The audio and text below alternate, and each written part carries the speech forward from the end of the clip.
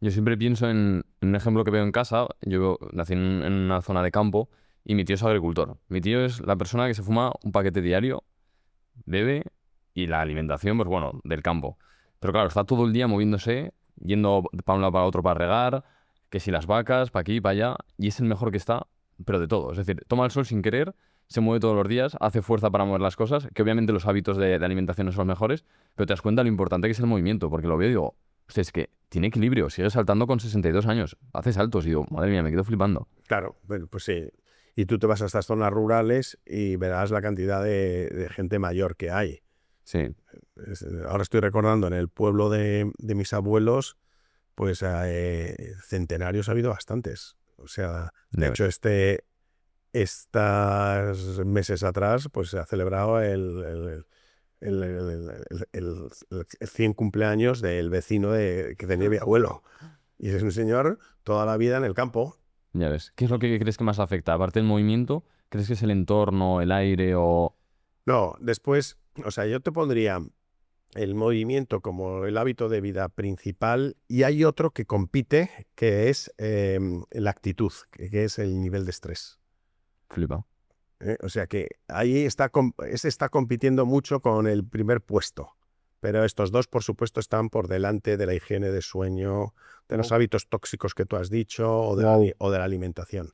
Y ahí estás viendo en tu tío, has dicho que es tu tío, ¿no? Sí, Ahí estás viendo en tu tío cómo el movimiento en su funcionalidad borra el tabaco, la alimentación, el alcohol, lo borra todo, porque está activo. Eso no quiere decir que tenga ahora ya que tenga las arterias llenas de placa sí, sí, y que claro. un día saltando una de esas vallas le pegue un infarto. Pero en su funcionalidad va por delante. Y otra cosa que tu tío tiene seguramente es que el estrés probablemente es un hombre que tiene claro en la vida dónde está, hacia dónde va, de dónde viene, cuál es su función y, y no sea una persona con expectativas, ambiciones que le amarguen la vida, ¿no? Ya.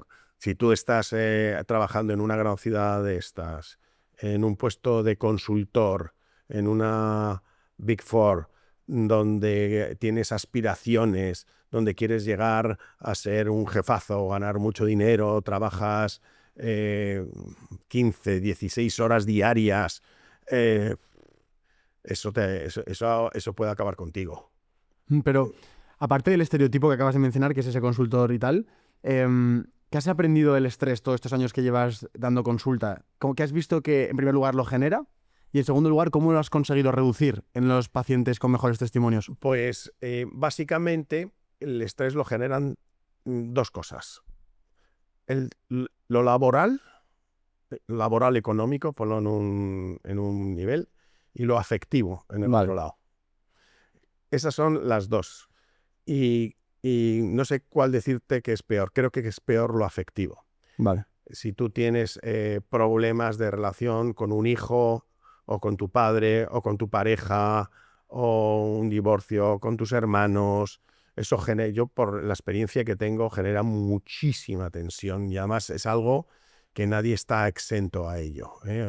O sea, casi todo el mundo tiene ese punto negro que le amarga la vida. Bueno, mucha gente, no te voy a decir casi todo el mundo, pero mucha gente.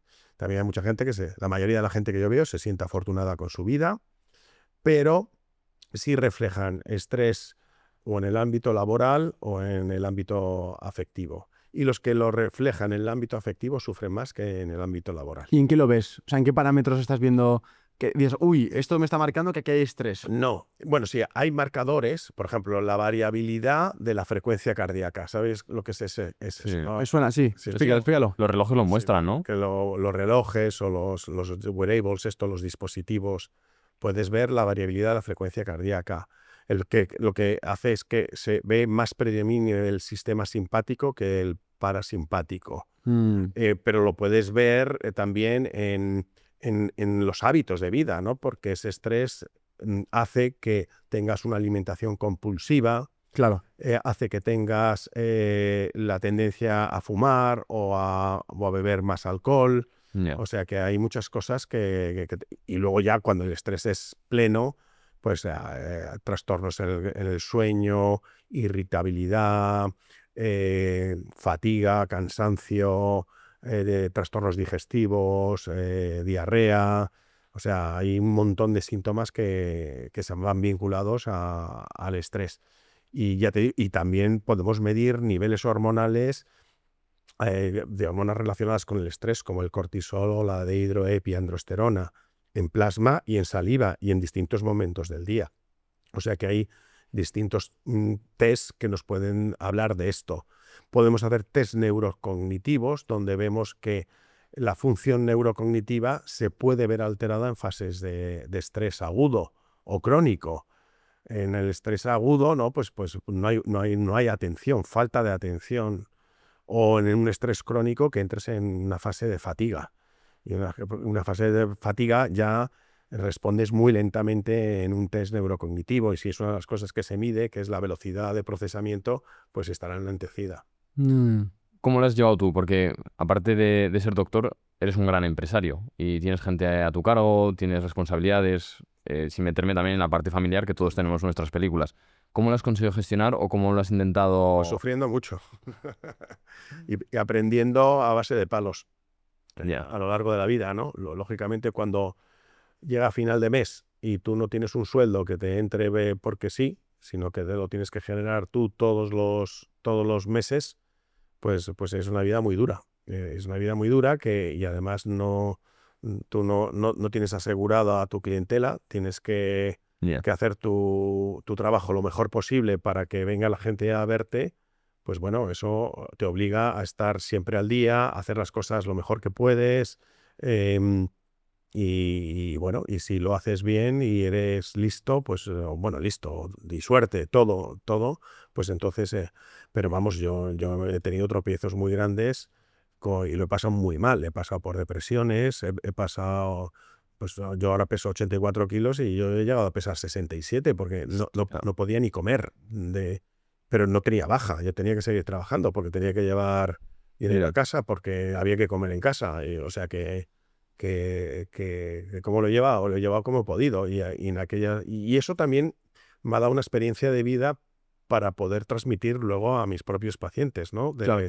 Con respecto a lo importante que es cuidarse y cómo te abandonas porque te dedicas solo a trabajar y no te cuidas a ti mismo, y eso es un círculo vicioso que va peor, que probablemente va peor. Entonces, estas cosas como que a mí me asustan porque digo, joder, seguramente si trabajase en un sitio que sé que tengo un salario fijo o alguna cosa así, viviría menos estresado, pero es que mi vida me parece un videojuego, pero sé que en ciertas partes me estresa. Entonces, como que es un amor-odio de, entre comillas, ver que igual me estoy matando, pero ver que estoy disfrutando. Por eso te preguntaba cómo lo has llevado tú.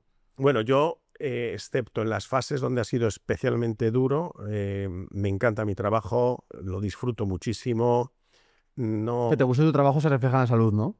claro, muchísimo, sí, sí.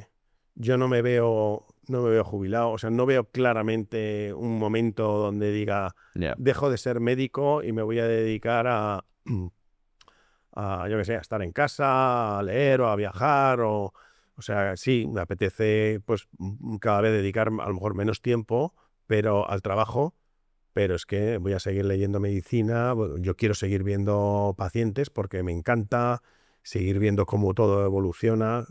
Yo tengo profesores míos ya de más de 80 y tantos años que para mí son mi aspiracional. O sea, ver a profesores de 86 años lúcidos, activos, todos los días yendo a trabajar, es que me parece maravilloso. Obviamente esto no es transferible a todos los trabajos. Si tienes un trabajo físico duro, pues eso no lo puedes mantener hasta esa edad, pero si tienes un trabajo intelectual que te guste, por supuesto que puedes seguir haciéndolo. Antes, respondiendo a la pregunta que te hemos hecho antes, me llama la atención que has mencionado la palabra actitud. Y luego has dicho el estrés, ¿no? Pero claro, ahí he pensado, digo, claro, es que en verdad el mismo estrés, misma situación, dos personas distintas, el impacto en su salud es totalmente distinto. Es decir, tú puedes aprender a corregir tu actitud respecto a tu vida y eso ya puede mejorar tu salud directamente, ¿no? Sí, pues sí, pero es muy difícil. O sea, eso muchas veces decimos, ¿y qué hacemos para cambiar tu actitud? Y me pongo otra vez de ejemplo, aunque no penséis que es arrogante, ¿no? Pero yo tengo una personalidad, esas que se llaman tipo A, que es perfeccionista y muy autoexigente y también exigente con lo que tienes alrededor, ¿no? Intentas que todo se haga lo mejor posible.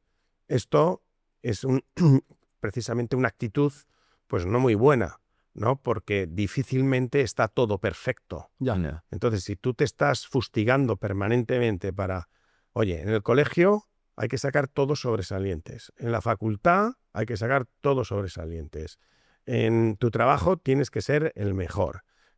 Pues eso no es muy bueno. Entonces hay que aprender a, gestionar dónde quieres estar, hasta dónde quieres llegar, dónde tienes que cortar, no desequilibrarte todo en una parte de tu vida, en el deporte, en todo. Entonces, bueno, pues hay gente que nace afortunadamente con una actitud que son capaces de hacer las cosas bien, pero no fustigarse, y hay otros como yo que tenemos que convivir con ello. ¿Recomiendas alguna práctica meditacional? Por ejemplo, sí, pues puedes hacer atención plena, que es como Sí, deberíamos mindfulness. llamar al mindfulness, ¿no?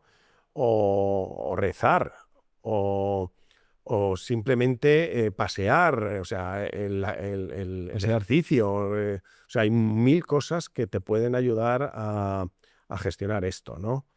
Y claro, y ese es uno de los pilares de este tipo de medicina, que es ese trabajo, ¿no? De introspección, de análisis personal, de saber cuáles son tus objetivos, hasta dónde quieres llegar, saber conformarte, el estoicismo, que le gusta tanto a Marcos Vázquez, ¿no? Ya ves. Sí, el estoicismo, en fin, hay 1000 maneras de hacerlo. La atención plena, que la gente también piense que hacer pádel es atención plena. Me refiero que hay deportes que te requieren atención plena Claro. y es como una meditación. Claro, Es increíble. claro, porque es que no puedes estar pensando si lo vas a perder. A mí me pasa por ejemplo, me gustan las motos y yo me doy cuenta que cada vez soy más adicto a la moto porque o estoy en lo que estoy o no puedo estar la cabeza pensando qué me ha dicho este trabajador, qué me ha dicho no sé qué. Y entonces es casi una meditación el estar ahí encima de la moto o encima de la pala de pádel. Fíjate, hacer jardinería, bricolaje, Ya ves. o sea, es dejar un poco la mente en blanco mientras estás apretando un tornillo o estás cortando el césped o estás arreglando el seto. Ya ves, sí. Cosas de ese estilo. Somos grandes fans en el podcast de los microhábitos, es decir, esos pequeños cambios en nuestro día a día, como por ejemplo puede ser cuando te despiertas tomar 10 minutos el sol, que hacen que tu rendimiento después, tu estado de ánimo, tu salud mejore. ¿Cuáles serían los que llenarían esa lista, ¿no? Del top 10, top 5 microhábitos que podemos empezar a añadir ya para la gente que escucha? Uy, ahí me pillas un poco, ¿no? Pero vamos, o sea, yo te diría microhábitos en el ejercicio, pues el movimiento, esto que te he dicho. O sea, Siempre que puedas, anda más. si puedes, anda más. O sea, en la alimentación te diría bebe agua todo lo que puedas. Ok. Evita los alimentos procesados y ultraprocesados. O sea, haz comida real. Vale. Come comida de verdad. El tomate, la lechuga, el pollo, el pescado. Y evita lo que está envasado o lo que no sabes de dónde ha venido. Microhábitos de higiene de sueño. Procura tener constancia en la hora de acostarte y levantarte todos los días. Ok. Qué bueno. Que saca de tu habitación las pantallas, temperatura fresca, oscuridad absoluta. Muy bueno. Eso no hagas ejercicio antes de acostarte y desconecta del trabajo al menos 2 horas antes de irte a la cama. O sea, tienes que pasar un par de horas en donde ya no se habla de trabajo, ya no miras el móvil, ya se acabó. ¿Higiene de sueño también puede ser cenar antes o cenar igual? También, Vale. por ejemplo, la alimentación, los ciclos de alimentación, efectivamente, una cosa que cenar si es posible, a las 8, 7:30, 8:30, es un buen hábito para irte a la cama 1 hora y media, 2 más tarde, para poderte levantar y hacer ya un ayuno un poquito más largo, ¿no?